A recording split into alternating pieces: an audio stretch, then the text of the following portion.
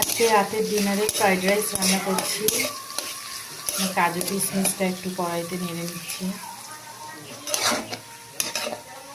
গাজর আর বিনসটা আগে ভেজে নেব।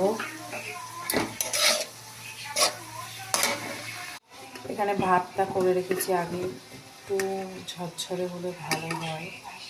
কড়াইতে একটু ঘি গরম করে নিচ্ছি।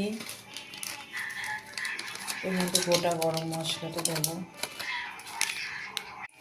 গরম মশলাটা ভালো করে নেড়ে চেড়ে নেব।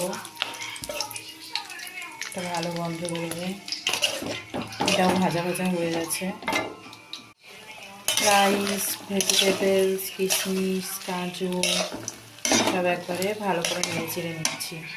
এখানে একটু চিনি গুঁড়ো করে রেখেছি, চিনি দেবো ফ্রাইড রাইস। এই দেখো হয়ে গেছে ফ্রাইড রাইস রান্না। আমার মেয়েরা তো এটা ভালোই খাবে। এর সাথে চিলি চিকেন হলে ভালো হতো। চিলি চিকেন রান্না করিনি, সকালে দুপুরের ডিনারে ছিল চিকেন, সেটা দিয়ে খেয়ে নেবে সবাই।